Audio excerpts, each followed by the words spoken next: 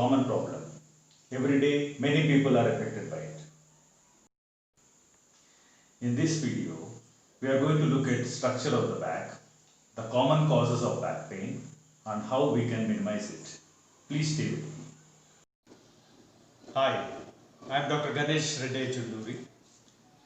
Our spine consists of many boxes, and in between the boxes, we have a jelly or a jam-like thing called the disc, which acts like a shock absorber.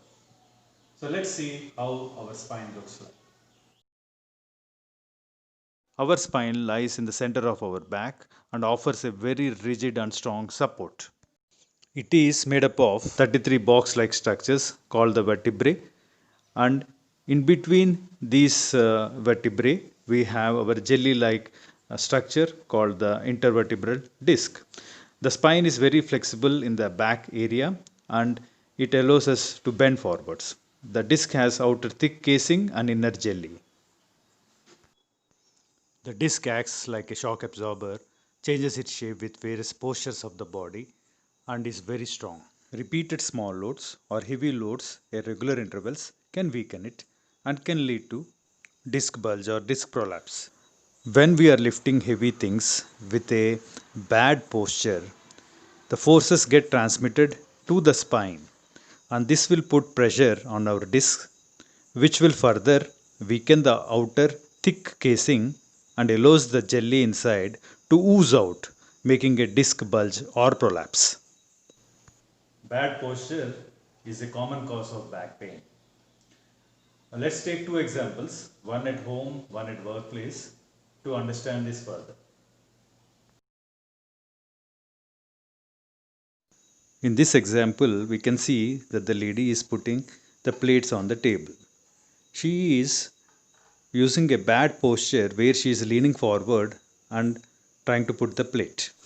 The correct posture would be that she moves around and without bending her spine and overloading it, puts the plate properly. In this example, she is sweeping the floor, bending over and putting again undue pressure on the spine. Rather than this, she could hold over the edge of the broom and stand straight or use a longer broom to prevent strain on the back. In this example, she is bending awkwardly, putting strain again on the spine and taking things from under the worktop. A good posture would be where she bends her knees, tries to keep back straight and takes the things from below. In this example, she is offering flowers to God by stretching herself and twisting her spine, putting more load on the spine. Rather, she should sit on a stool so that she can reach things effectively and can turn to the side where she has to offer the flowers. In this example, she is drying the clothes on a hanging wire and she has kept the bucket with clothes at one end of the wire, and each time she is bending over and trying to hang the cloth. An effective way would be where she puts the bucket on a stool in the center of the hanging wire and she doesn't need to bend each time she has to take the cloth and hangs it. Contrary to most people's belief, putting the rangoli in this posture is good because, as you can see in this picture, the bending is happening at the hip, not at the spine. And as you can see in this tilted picture, the spine is fully straight.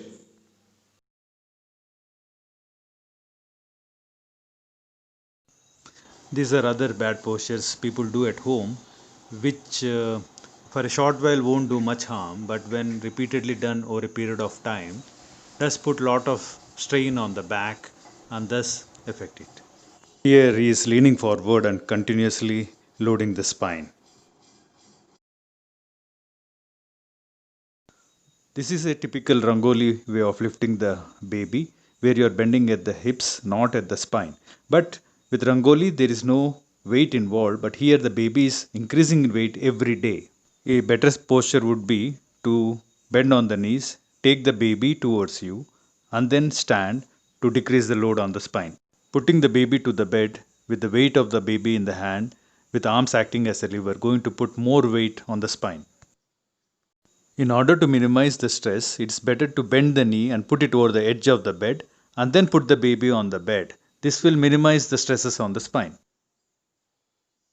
Lifting the baby in this posture with the arms stretched and the weight of the baby does increase load on the back. A good way is to bend the knee and keep it on the bed and then take the baby into the arms. This gentleman tries to lift a heavy box at workplace and then this puts a undue pressure on his back.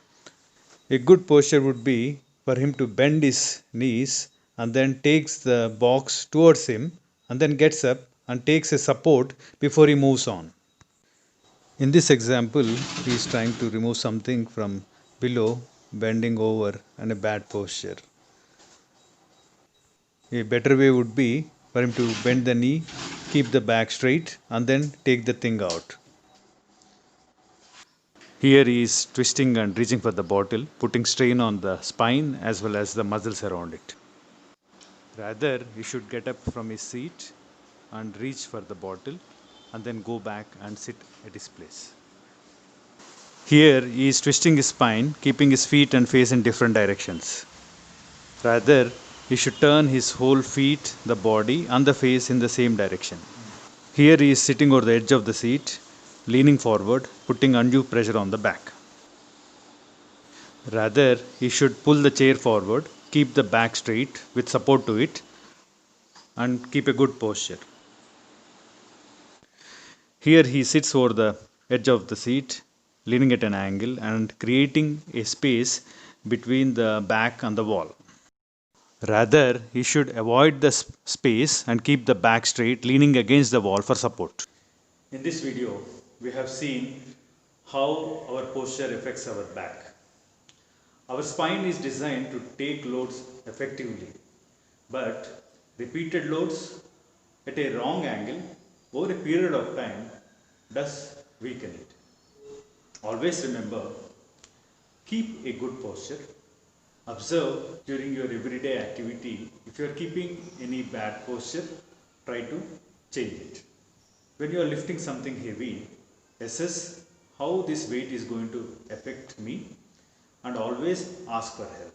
Also, learn to say no if somebody is forcing to lift something heavy. Don't be lazy in doing the things the right way. Remember, for every action, there is an equal and opposite reaction. Be sensible, minimize back pain, and thank you for watching.